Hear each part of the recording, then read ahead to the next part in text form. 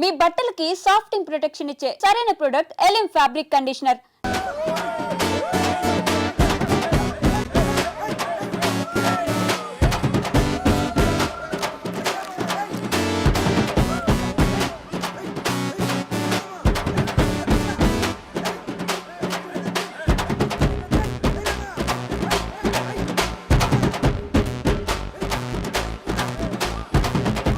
వచ్చేస్తుందిరా, వదిలేండిరా please రా. భారత్ ఒకసారి వస్తుంది. అరే పెట్టు నోట్ బాగున్నట్టు పెట్టు.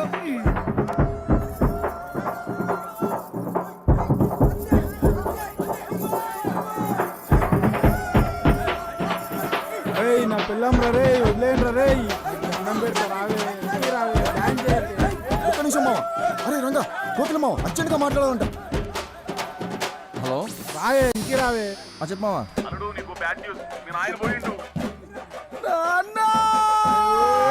కుట్లు లేనట్టు కట్టోడుతున్నా. పోయిందంటే చచ్చిపోలేదురా, ఎలక్షన్ లో ఓడిపోయిండు. ఆ కోట్లింగం గాడు కూడా ఓడిపోయిండు. అలా కొట్టినాం. ఈసారి కూడా ఎలక్షన్ లో కోటికని కొట్టినాం నాయనా. శబాస్రా నక్కడాక. మనల్ని కాదని అడిగి సీట్ ఇస్తే ఏమైతుందో ఢిల్లీలో ఉన్న హైకమాండ్కి తెలవాలా. మళ్ళీ వచ్చే ఎలక్షన్ లో ఆ కోటిలింగంగాని నేను ఓడించకపోతే నా పేరు రాజలింగమే కాదు. రేయ్ నీ పోరగాడితో దావత్ చేసుకో.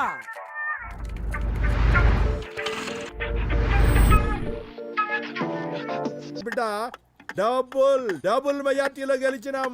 పోయిన ఎన్నికల్లో ఒక్క ఓటు తేడాతో గెలిచినందుకేగా రాజుగారి ఒక మేడ పెట్టుకోవాలా, వానికే తెలవాలా. ఈసారి 2 ఓట్ల తేడాతో గెలిచి మన తడాకా ఏందో చూపెట్టినాం. చిన్న కరెక్షన్ బాబు. ఏందది?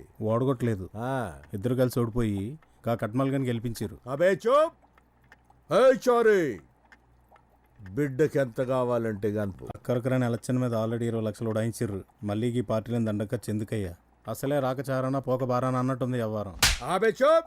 మా సంతోషం నీకు దుబారా లెక్క కనపడుతుంది. చాలే, మా పగ గురించి నీకేం తెలుసురా? ఇది గిప్పటి పగ కాదు, మూడు తరాల పగ. ఆ రాజలింగం గారి తాత నా తాతని అవమానించినప్పటి సందే పగ. ఇన్నాళ్ళు మేం బతుకుతున్నది అన్నం తిని కాదురా, పగ తిని బతుకుతున్నాం రా. అవురోసారి అడిగింది ఇక నీకు మధ్యలో ఎందుకు రద్దులా? నాదే పొరపాటు బాబు. అశుద్ధం పొంగ తినొద్దని చెబుతాం, అద్దుకు తింటా అనేటానికి ఏం చెప్తాం? Okay happy birthday. రైతులను భయపెట్టి బలవంతంగా పంట భూములను కబ్జా చేస్తున్న కేసులో ప్రముఖ రాజకీయ నాయకుడు భిక్షపతి తమ్ముడు బేబీని కోర్టుకు తీసుకెళ్లి రిమాండ్కి పంపించారు. బేబీ మాట్లాడుతూ ఈ కేసులో తనని ఇరికించారని, అందుకే తన ఎమ్మెల్యే పదవికి రాజీనామా చేశానని, జరగబోయే ఎలక్షన్లో ప్రజలు తన నిర్దోషిత్వానికి బ్రహ్మరథం పడతారని ప్రకటించాడు. భయండలబాతు బజార్ల గుడ్డు పెట్టిందట. మనం భయపెట్టినామంట, వాళ్ళు భయపడి లాగులు దడుపుతున్నారట. పతోడికి అల్కగా దొరికిపోతారు ఈ పొలిటీషియన్స్. మేమైనా పైనుంచి ఊడిపడ్డామా? పబ్లిక్ ఓట్లేసి గెలిపిస్తేనే కదా ప్రజాసేవకు మా జీవితాలు అనిపించుకున్నది. గెలిపించేది వాళ్ళే, గెలిచేసేది వాళ్ళే. పొలిటీషియన్లు పీల్చుకు తింటుండ్రు, లోపుకు తాగుతుండ్రు అనే ఈ జనాల దిమాగ్కి ఎలక్షన్ టైంలో బీరు బిర్యానీలకి ఓట్లు కుదేటప్పుడు ఏమవుతుందే? వెనకట్ల రాజును బట్టే ప్రజలు ఉండేటోళ్ళు. ఇప్పుడు ఈ ప్రజాస్వామ్యంలో పబ్లిక్ని బట్టి లీడర్. అవునా, నేను ఎట్లయితే హాఫ్ బాటిల్ దించకుండా కచ్చా కొడతానో బేబన్న కూడా అంతే, సేమ్ డిట్టో. నిజమన్నా, పబ్లిక్ని బట్టి లీడర్ అన్నో. కూసోని ఎన్ని కథలైనా చెప్తావు. ఆడి పోరడు ఎన్ని కష్టాలు పడుతుండో ఏమో. ఎందుకింత అధికారముండి తమ్ముడిని బయటికి తేలేకపోతే? నీ యవ్వ, ఈ ప్రజాస్వామ్యానికి నాలాంటి పొలిటీషియన్లు చేసే డ్యామేజ్ కన్నా నీలాంటి కీపులు తమ్ముళ్ళు చేసే డ్యామేజేనే ఎక్కువ. అవినీతి అన్యాయం అని పత్తితులు పలికి ఆ జనాలకే పదవులు వస్తే మనకంటే ఎక్కువ దోసుకుంటారే. ఓ పక్క జనాభా పెరిగి ఫ్యూచర్లో తిండి నీళ్లు దొరకవని పెళ్ళిళ్ళు కూడా చేసుకోకుండా ఒకరినొకరు ఇలా పెంచుకుంటూ కాలం గడుపుతున్న మన త్యాగ గుణాన్ని ఈ జనాలు ఎప్పుడు అర్థం చేసుకుంటారే?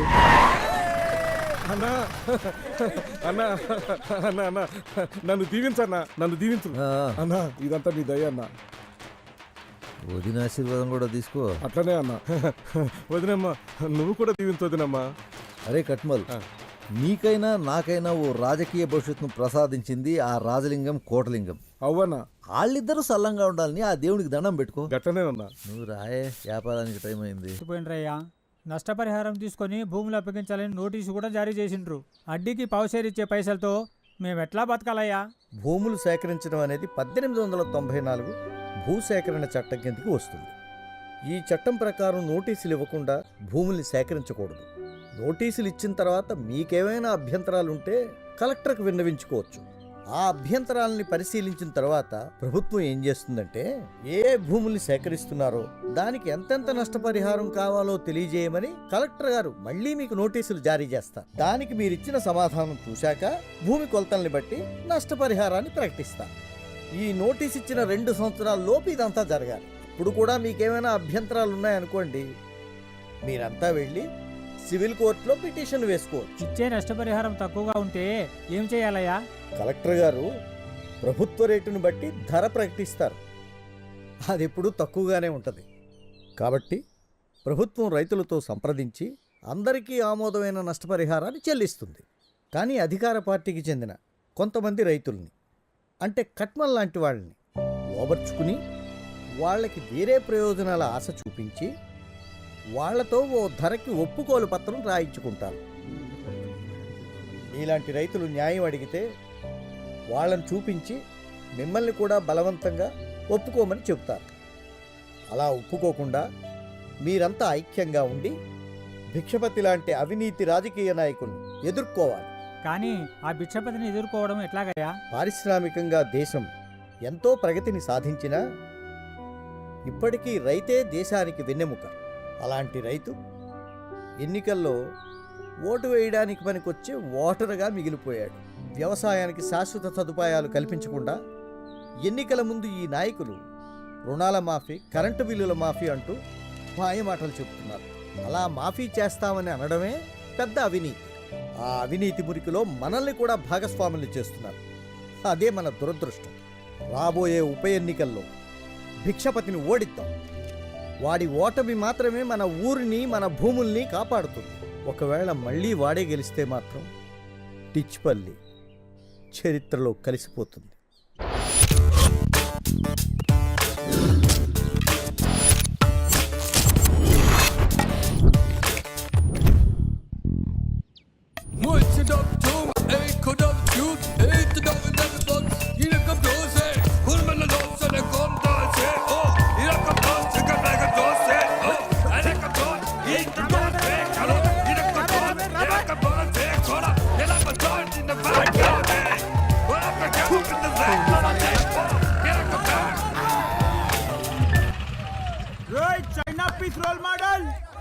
పాతిపెట్టిన వికెట్లు పిక్ అయ్యి 2 నిమిషాల్లో, లేకపోతే మిమ్మల్ని మాట్లాడతా కొడుక. మ్యాచ్ అయ్యేదాకా వికెట్లు పీకేది లేదు. ఎవంతరం మ్యాచ్ 5 నిమిషాల గ్రౌండ్ ఖాళీ చేయకపోతే కాదురా. ఏం రావు, పొద్దుగాలనే మీ నాయన కొత్త మొలతాడు కొనిచ్చినట్టున్నాడు. మొగం లెక్క మాట్లాడుతున్నావు. తప్పు మందే, టైం అయిపోయింది, గ్రౌండ్ ఖాళీ చేద్దాం పా. పిచ్చి మీద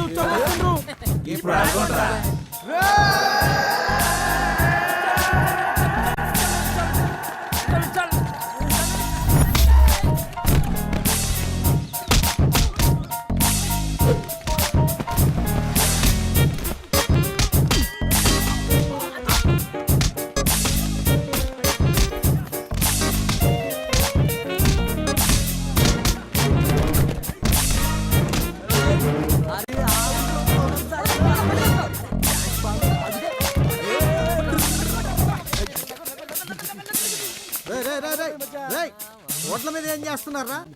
ఏదైనా పని చేసుకోకుండా దిశను ప్రేమించుకున్నారు కదా, అందుకే ప్రేమించుకుంటున్నాం. ఈ ఊరికి ఉపయోగపడే పని ఏదైనా చేయండి రా. అలాగే మాస్టర్. అతి వినయం ఆపండి. Okay sir.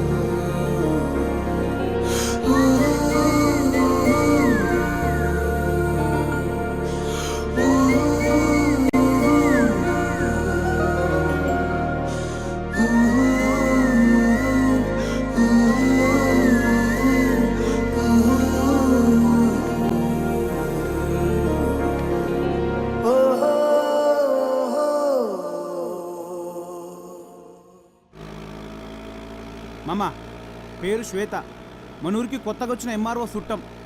అమెరికాలో చదువుకున్నదంట. ఓ 2-3 నెలలు ఉంటుంది. ఉండేది మీ మావింటి పక్కనే, చూసుకో. అజ్జా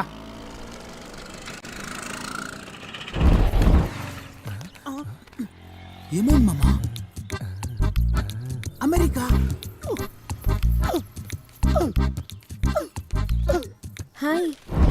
నేను చెప్పలే, పల్లెటూరు పోరాన్లంటే పట్నం పూరులకు పిచ్చి క్రేజు. హాయ్.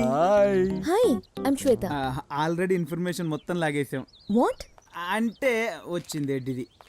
అక్క, నా డ్రెస్ ఎలా ఉంది? Nice, you look awesome. బావా, శ్వేతక్క అమెరికా నుంచి వచ్చింది. ఎంఆర్ఓ గారి చుట్టం, మన పక్కిల్లే. అక్క, నీకు తెలుసా, మా బావ డిస్కో రంగా మా టౌన్ లోనే బ్రేక్ డాన్స్ లో top. Already Maa TV challenge show కూడా సెలెక్ట్ అయ్యాడు. Oh really? I love music and dance. బావా నువ్వు కింద పడి గాడిదలాగా కాళ్ళు వెనక్కి పెట్టి స్టెప్ వేస్తావే, ఆ స్టెప్ అయి అక్క చూస్తుందంట.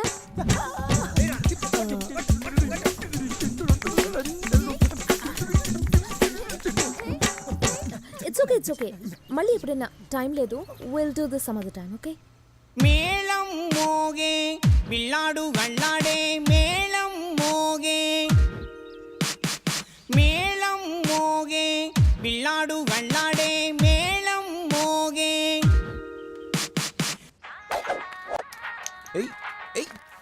అరే ఏమున్నది మామ పోరి, పాస్పోర్ట్ పోగొట్టుకునే ఇంద్రకన్య లెక్కన చూడంగానే నరాలు జిల్జిల్ అన్నాయి. ఫిగర్ అంటే అట్లుండాలి.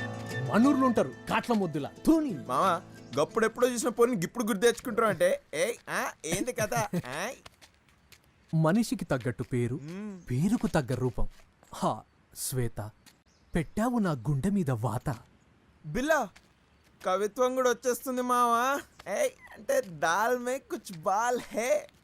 అవునరా, ఇన్ని రోజులు జీవితం అంటే బీరు బిర్యానీలే అనుకున్నా. ప్రేమ కూడా ఉంటుందని తెలిసింది పోనీ చూసినాక.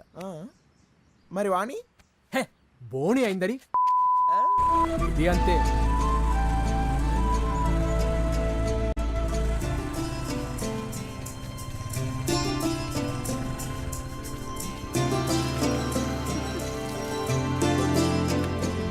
ఏమి రజని, ఎలా ఉన్నా?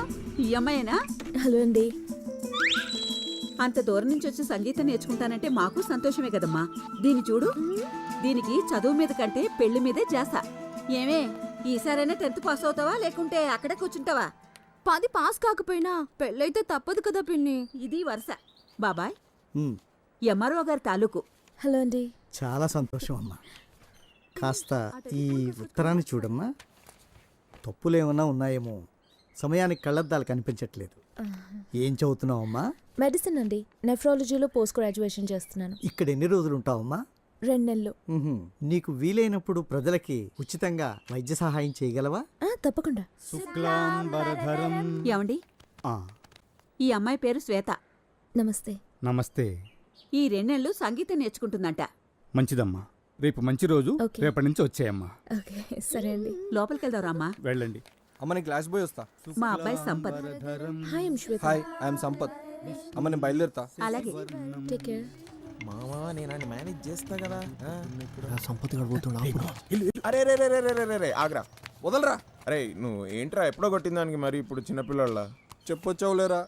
నీకేం తెలుసు వాడు ఎక్కడెక్కడ ఏమేం పెట్టాడు? సారీ మావా, ఏదో ఎమోషన్ లాగా అట్లా అరే జరిగింది. నువ్వు కూడా పసి పిల్లోడని కూడా చూడకుండా ఏంట్రా చేయండిరా. అయినా పొద్దు పొద్దున్న మా ఇంటి ముందు కాపు కాసారేంట్రా? ఇలాంటి చదువుకున్న వాడిని కొట్టినందుకు మాకు. బాయ్ సంపత్. బాయ్ శ్వేత. పరిచయం చేయ. శ్వేత is my friend Billa. Hi. Hello, scope Billa. Scope బిల్లనా? Yeah. పేరు వెరైటీగా ఉంది.